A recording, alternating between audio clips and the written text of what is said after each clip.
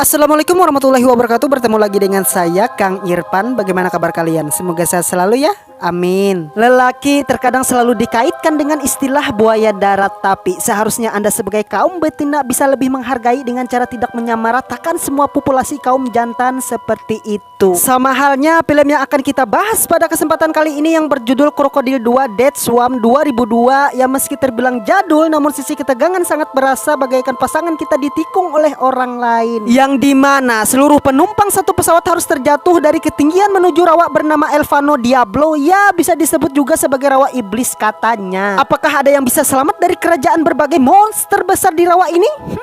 Tanpa berlama-lama dan kalian belum juga subscribe channel ini, ayolah subscribe atuh. Udah? Ayo kita gaskan. Ngopilah atuh sana.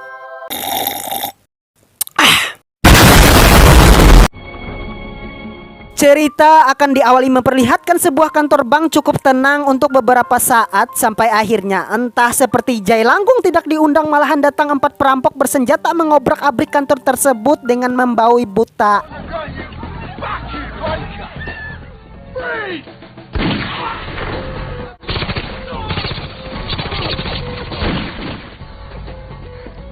Meski polisi sempat datang untuk menetralisir keadaan, nampaknya tidak berhasil. Malahan mereka diratakan oleh senjata FF yang udah di-upgrade skin serta top up oleh para bocil dengan meminta uang kepada orang tua.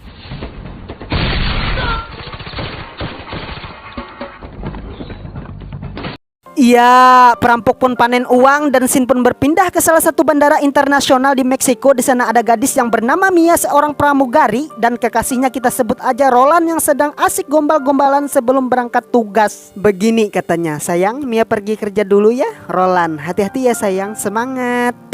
Lalu datanglah sahabatnya bernama Ellison, tapi kita panggil aja Ellis biar gampang. Berangkatlah mereka ya kan. Dan saat itu juga 4 orang keker stalker dan mirip para boy band yang bernama Max, Sol, Jack, dan Pete yang nampaknya juga pengen berangkat bersama pesawat rombongan Mia. Siapakah mereka? Kita lanjut. Singkat waktu, pesawat pun udah berada di atas awan. Di sana juga kita akan diperkenalkan bernama pilot. Ya, pilot. Lalu ada Abang Gondrong serta Atak dan Diang. Di tengah perjalanan yang cukup panjang, nampaknya badai petir angin dan hujan membuat pesawat mengalami turbulensi sehingga pihak pilot mengatakan kepada ruang kontrol maskapai untuk tidak melanjutkan perjalanan. Sebab kalaupun dipaksa akan mengalami kecelakaan, langsung lahyakan Mia mengumumkan akan putar balik menuju bandara kembali. Lalu tanpa diduga-duga Pete, Sol, Mac, dan Jack mengeluarkan senjata mereka. Yang ternyata kelompok ini ialah para perampok yang kita lihat di scene awal tadi, dan pasti mereka mendesak abang pilot untuk melanjutkan perjalanan sampai akhirnya beberapa perlawanan pun dilakukan. Ya, satu pilot udah modar dan pasti tembakan tersebut merusak tombol panel tidak berfungsi lagi, membuat mereka harus lepas landas menuju daratan. Sedangkan di ruangan lain juga terjadi baku tembak karena Sol ini tergolong orang gak sabaran dan mudah panik di setiap keadaan.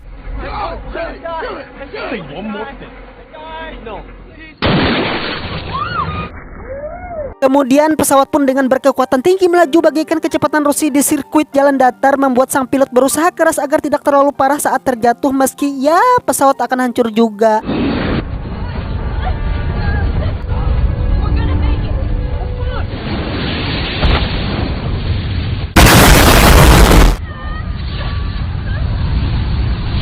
Terlihat hanya beberapa orang yang selamat dari musibah ini, dan kini mereka dalam ancaman Jack dan kawan-kawan, membuat si abang pilot menyerahkan kepada Mia benda bernama Black Box agar tetap aman, karena menurut beliau wanita lebih dihargai perampok daripada laki-laki. Sin pun berpindah kepada Roland, kekasih Mia, yang berada di suatu bar minuman rasa-rasa. Di sana beliau sangat terpukul mendengar pesawat yang dinaiki lope-lopenya hilang kontak di rawa-rawa berbahaya di seluruh dunia. Dan untungnya beliau di sana bertemu dengan seorang mantan pilot bernama Prank yang sangat baik hati, mau mengantarkan ke titik lokasi terakhir saat pesawat ini terjatuh. Ya, pasti dengan imbalan beberapa dolar untuk hidup beberapa hari ke depan. Kembali ke rawa, di tengah mereka sibuk mengambil barang berharga milik Jack dan kawan-kawan, kejadian tak terduga pun terjadi ketika ada sosok besar melahap sang pilot sampai modar.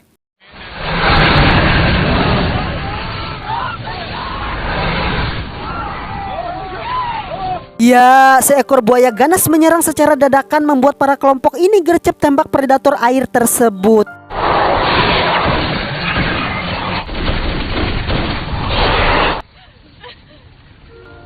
Setelah berhasil membunuh predator ini, mereka pun pergi berkelana mencari tempat untuk istirahat dan kalian akan terkejut ketika mengetahui buaya yang dibunuh tadi ialah hanya anakan dari indukan buaya yang kini udah keluar dan sangat marah melihat buah hatinya dibantai dengan ratusan peluru. Sedangkan di tempat mereka istirahat, Mia berusaha memikirkan cara untuk bisa kabur dari belenggu perampok ini sampai akhirnya membuat teler sipit adalah salah satu cara ampuh bagi Mia dan terjadilah inisiasi rencana tersebut membuat mereka kabur menjauh masuk ke rawa kembali. Lalu hujan yang mulai lebat pun membuat Jack beserta teman-temannya bangun dan pasti mengejar mereka semua. Namun di sisi Mia dan kawan-kawan, akibat berjalan di dalam rawa serta malam adalah waktu tepat bagi predator berburu. Sebuah kejadian pun terjadi. Kira kalian disambar buaya? No, cuma lubang yang dalam kok. Kemudian lanjut ya kan berjalan mereka. Tiba-tiba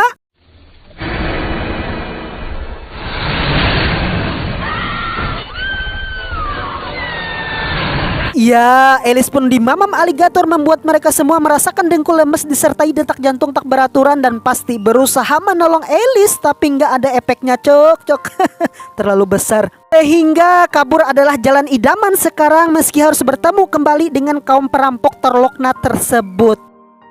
Esok paginya ternyata Roland beserta Frank udah sampai aja di atas rawa-rawa monster predator dan menemukan sebuah titik koordinat kotak hitam menandakan apa yang mereka cari sangat dekat. Sehingga mendarat dan menyusuri danau adalah salah satu cara yang ampuh untuk mencari black box, puing-puing dan pasti para korban pesawat.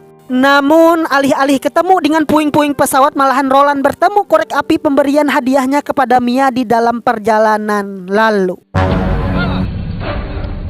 widih, besar amat gak tuh buaya. Frank pun berusaha memberitahu Roland agar tetap tenang, berharap tidak dimangsa karena bikin pergerakan kejutan. Sampai akhirnya, ya dengan strategi Frank, tembak aligator pas mangap membuat Roland selamat dan secepatnya meninggalkan teritori kekuasaannya yang di penghujung pelarian tersebut bertemulah dengan kelompok Mia dan kawan-kawan. Senang lah ya kan? Max sempat-sempatnya masih rebutan perahu karet di tengah suasana genting. Sampai akhirnya ketika mereka adu bacot karena tidak menemukan perdamaian dan pasti gengsian untuk sahabatan, predator pun lalembotan. Ternyata Pete dimamam saat itu juga sehingga mereka berlari ke rumah yang seperempat hampir tenggelam. Ya, setidaknya di sanalah tempat dataran tinggi.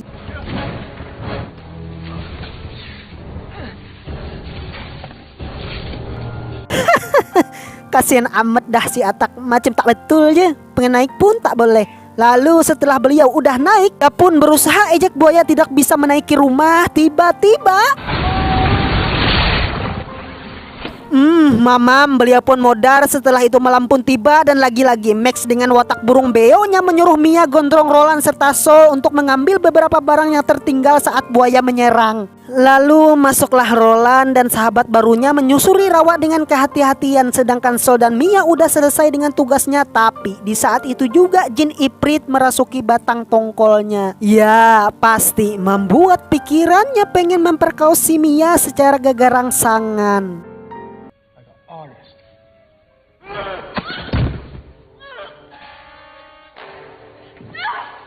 Di tengah Mia berusaha melepaskan diri dari manusia putu kopret ini, dia pun sedikit memberi sabetan kepingan kaca ke cervix or column dalam bahasa Latin. Ya, jika diartikan ke dalam bahasa Indo bisa disebut dengan leher. Membuat Sol saking garang bercampur emosi sehingga si Mia terengah-engah kesakitan dan tiba-tiba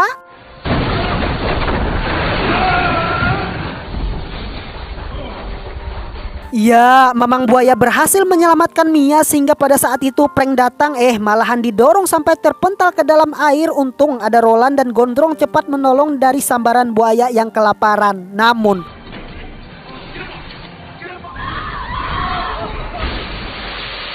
Ceilah, hai malahan gantian dong yang terjatuh membuat Roland dan Mia dalam bahaya sedangkan Jack dan Sol pergi meninggalkan tempat itu. Sedangkan Roland dan kekasihnya yang masih berjuang menghindari serangan buaya pun nampak pasrah dengan keadaan sampai akhirnya aligator kembali keluarkan senggolannya membuat abang Gondrong yang pengen nolong malah ikut terjatuh dan pasti modar saat itu juga.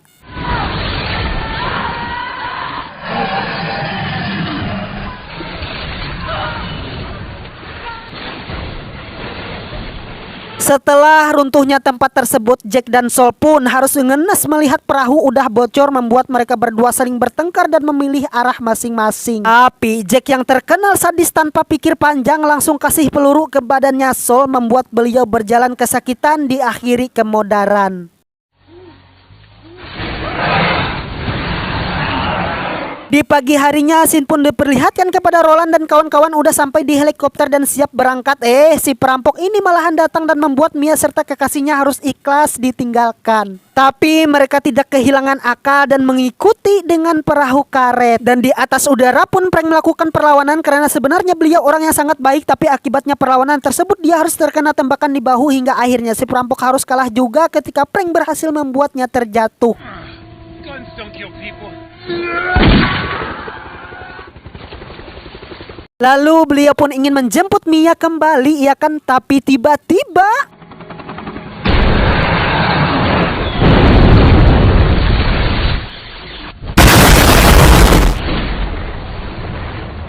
ya, Frank pun harus pergi meninggalkan segalanya. Sedangkan dua kekasih ini sangat terpukul melihat keadaan tersebut dan secepatnya harus meninggalkan rawa ini. Alih-alih menjauh baru 10 meter, buaya kembali menampakkan diri sehingga Mia harus terjatuh ya. Meski selamat, namun tetap mereka dikejar terus-menerus. Di akhir kisah, Mia pun melihat gelembung-gelembung gas yang keluar di dalam rawa sehingga dia memiliki ide untuk menjebak dan meledakkan buaya ini, dan itu ternyata berhasil. Mia, it's getting closer. Let's go.